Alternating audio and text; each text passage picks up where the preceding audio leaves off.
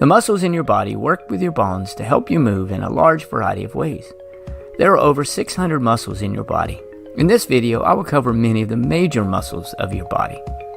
The pectoralis major is a thick fan-shaped muscle situated at the chest of the body. The bicep is a large muscle that lies on the front of the upper arm between the shoulder and the elbow. Its main function is to flex and twist the forearm. The abdominal muscles support the trunk and allow the movement and hold the organs in place. The sartorius muscle is the longest muscle in the human body. It's a long, thin muscle that runs down the length of the thigh. This muscle helps you cross your legs. The abductor muscle group is located on the lateral side of the thigh and moves the thigh away from the body's midline. The trapezius muscle resembles a trapezoid or a diamond-shaped quadrilateral. It helps support the weight of the arm and move the shoulder. The deltoid forms the rounded, contoured shape of the human shoulder. It's a prime mover of the arm. The latissimus dorsi is the largest muscle in the upper body. It's responsible for the extension, abduction, and rotation of the shoulder. This muscle helps you do pull-ups at the gym. The serratus anterior is a muscle that originates on the surface of the 1st to the 8th ribs at the side of the chest. It acts to pull the scapula forward and around the thorax. The external oblique functions to pull the chest downward and compress the abdominal cavity. It also helps you perform side bending and rotating movements. The brachioradialis is a muscle of the forearm that flexes the forearm at the elbow, for example when you use a hammer. Finger extensions include 9 extensor muscles found on the posterior side of the forearm and extend the hand and the fingers. Finger flexors help you close your hand. Quadriceps is a large muscle group that includes 4 muscles on the front of the thigh. These muscles are the great extensor muscles of the knee. A hamstring is one of 3 thigh muscles in between the hip and the knee. The hamstrings cross and act upon 2 joints, the hip and the knee. The gastrocnemius forms half the calf muscle. Its function is flexing the foot at the ankle joint and flexing the leg at the knee joint. The tibialis anterior is responsible for flexing the foot backward and inverting the foot. The soleus is a powerful muscle at the back of the lower leg, aka the calf, and it runs from just below the knee to the heel. It's involved in standing and walking. The infraspinatus muscle is a thick triangular muscle, and it's one of the 4 muscles of the rotator cuff. Its function is to rotate the humerus and stabilize the shoulder. The teres major helps rotate the humerus and assists the latissimus dorsi in drawing the previous raised humerus downwards and backwards. The tricep is a large muscle on the back of the upper arm and is responsible for straightening the arm. The gluteus medius is a muscle that helps with hip movement. When you walk and run, it aids in stabilizing the pelvis, in particular when you perform activities where you're balancing on a single leg. And the glutamus maximus is the main extensor muscle of the hip. You see the glutamus maximus at work when you stand up from a chair, run, or go up steps. So there we go, some of the major muscles of the human body. Water is virtually everywhere, from soil moisture and ice caps to the cells inside our own bodies. Depending on factors like location, fat index, age, and sex, the average human is between 55 and 60% water. At birth, human babies are even wetter. Being 75% water, they are swimmingly similar to fish. But their water composition drops to 65% by their first birthday. So what role does water play in our bodies? And how much do we actually need to drink to stay healthy? The H2O in our bodies works to cushion and lubricate joints, regulate temperature, and to nourish the brain and spinal cord. Water isn't only in our blood. An adult's brain and heart are almost 3/4 water. That's roughly equivalent to the amount of moisture in a banana. Lungs are more similar to an apple at 83%, and even seemingly dry human bones are 31% water. If we are essentially made of water and surrounded by water, why do we still need to drink so much? Well, each day we lose 2 to 3 liters through our sweat, urine, and bowel movements, and even just from breathing. While these functions are essential to our survival, we need to compensate for the fluid loss. Maintaining a balanced water level is essential to avoid dehydration or overhydration, both of which can have devastating effects on overall health. At first detection of low water levels, sensory receptors in the brain's hypothalamus signal the release of antidiuretic hormone. When it reaches the kidneys, it creates aquaporins, special channels that enable blood to absorb and retain more water, leading to concentrated dark urine. Increased dehydration can cause notable drops in energy, mood, skin moisture, and blood pressure, as well as signs of cognitive impairment. A dehydrated brain works harder to accomplish the same amount as a normal brain, and it even temporarily shrinks because of its lack of water. Overhydration, or hyponatremia, is usually caused by overconsumption of water in a short amount of time. Athletes are often the victims of overhydration because of complications in regulating water levels in extreme physical conditions. Whereas the dehydrated brain amps up the production of antidiuretic hormone, the overhydrated brain slows or even stops releasing it into the blood. Sodium electrolytes in the body become diluted, causing cells to swell. In severe cases, the kidneys can't keep up with the resulting volumes of dilute urine. Water intoxication then occurs, possibly causing headache, vomiting, and in rare instances, seizures or death. But that's a pretty extreme situation. On a normal day-to-day basis, maintaining a well-hydrated system is easy to manage for those of us fortunate enough to have access to clean drinking water. For a long time, conventional wisdom said that we should drink 8 glasses a day. That estimate has since been fine-tuned. Now, the consensus is that the amount of water we need to imbibe depends largely on our weight and environment. The recommended daily intake varies from between 2.5 to 3.7 liters of water for men and about 2 to 2.7 liters for women, a range that is pushed up or down if we are healthy, active, old, or overheating. While water is the healthiest hydrator, other beverages, even those with caffeine like coffee or tea, replenish fluids as well. And water within food makes up about 1/5 of our daily H2O intake. Fruits and vegetables like strawberries, cucumbers, and even broccoli are over 90% water and can supplement liquid intake while providing valuable nutrients and fiber. Drinking well might also have various long-term benefits.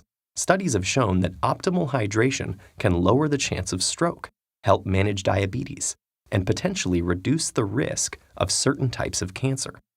No matter what, getting the right amount of liquid makes a world of difference in how you'll feel, think, and function day to day. Right now, you're probably sitting down to watch this video, and staying seated for a few minutes to view it is probably okay. But the longer you stay put, the more agitated your body becomes. It sits there counting down the moments until you stand up again and take it for a walk. That may sound ridiculous. Our bodies love to sit, right? Not really. Sure, sitting for brief periods can help us recover from stress or recuperate from exercise. But nowadays, our lifestyles make us sit much more than we move around, and our bodies simply aren't built for such a sedentary existence. In fact, just the opposite is true.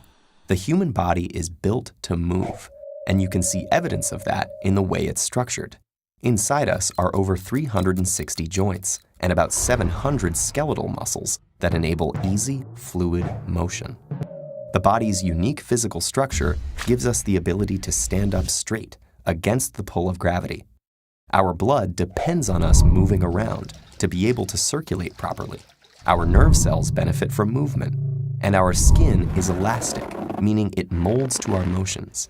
So if every inch of the body is ready and waiting for you to move, what happens when you just don't? Let's start with the backbone of the problem, literally. Your spine is a long structure made of bones and the cartilage discs that sit between them. Joints, muscles, and ligaments that are attached to the bones hold it all together.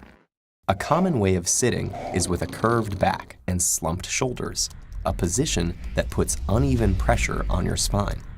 Over time, this causes wear and tear in your spinal discs, overworks certain ligaments and joints, and puts strain on muscles that stretch to accommodate your back's curved position. This hunched shape also shrinks your chest cavity while you sit, meaning your lungs have less space to expand into when you breathe.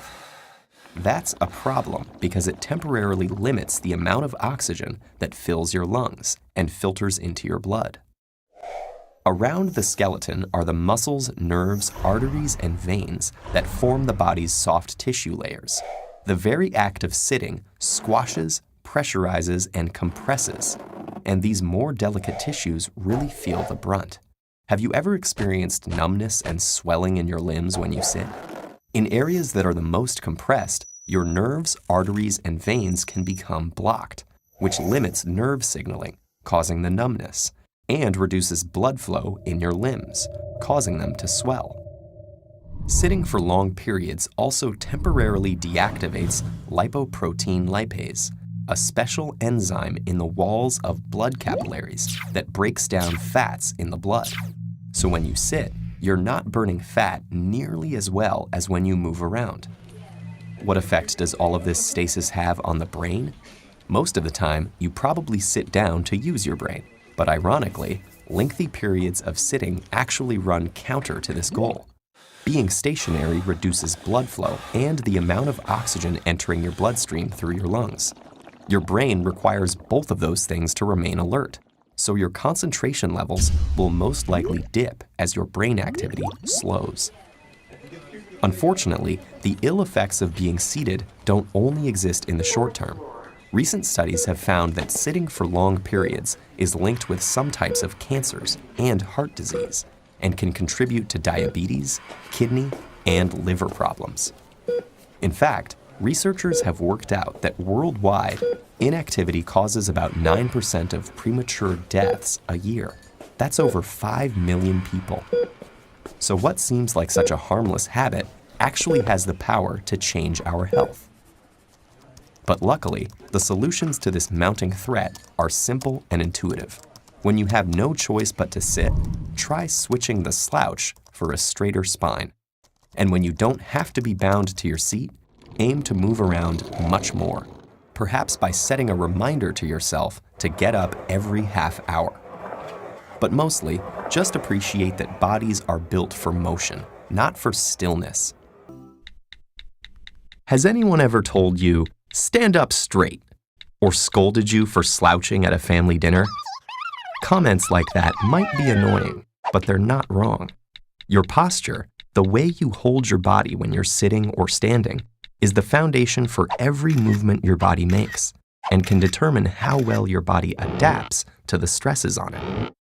These stresses can be things like carrying weight or sitting in an awkward position, and the big one we all experience all day, every day, gravity.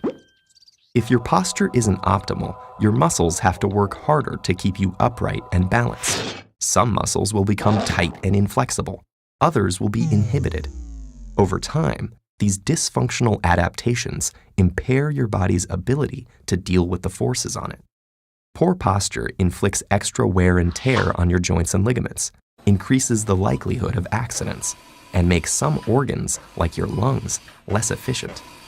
Researchers have linked poor posture to scoliosis, tension headaches, and back pain, though it isn't the exclusive cause of any of them. Posture can even influence your emotional state and your sensitivity to pain. So there are a lot of reasons to aim for good posture. But it's getting harder these days. Sitting in an awkward position for a long time can promote poor posture, and so can using computers or mobile devices, which encourage you to look downward. Many studies suggest that, on average, posture is getting worse. So what does good posture look like? When you look at the spine from the front or the back, all 33 vertebrae should appear stacked in a straight line. From the side, the spine should have 3 curves, one at your neck, one at your shoulders, and one at the small of your back. You aren't born with this S-shaped spine. Babies' spines just have one curve, like a C. The other curves usually develop by 12 to 18 months as the muscles strengthen. These curves help us stay upright and absorb some of the stress from activities like walking and jumping. If they are aligned properly, when you're standing up, you should be able to draw a straight line from a point just in front of your shoulders to behind your hip, to the front of your knee, to a few inches in front of your ankle. This keeps your center of gravity directly over your base of support, which allows you to move efficiently with the least amount of fatigue and muscle strain. If you're sitting, your neck should be vertical, not tilted forward. Your shoulders should be relaxed, with your arms close to your trunk. Your knees should be at a right angle, with your feet flat on the floor. But what if your posture isn't that great? Try redesigning your environment. Adjust your screen so it's at or slightly below eye level. Make sure all parts of your body, like your elbows and wrists, are supported, using ergonomic aids if you need to. Try sleeping on your side with your neck supported and with a pillow between your legs. Wear shoes with low heels and good arch support, and use a headset for phone calls. It's also not enough to just have good posture. Keeping your muscles and joints moving is extremely important. In fact, being stationary for long periods with good posture can be worse than regular movement with bad posture. When you do move, move smartly. Keep anything you're carrying close to your body. Backpacks should be in contact with your back, carried symmetrically. If you sit a lot, get up and move around on occasion. And be sure to exercise. Using your muscles will keep them strong enough to support you effectively, on top of all the other benefits to your joints, bones, brain, and heart. And if you're really worried, check with a physical therapist. Because yes, you really should stand up straight.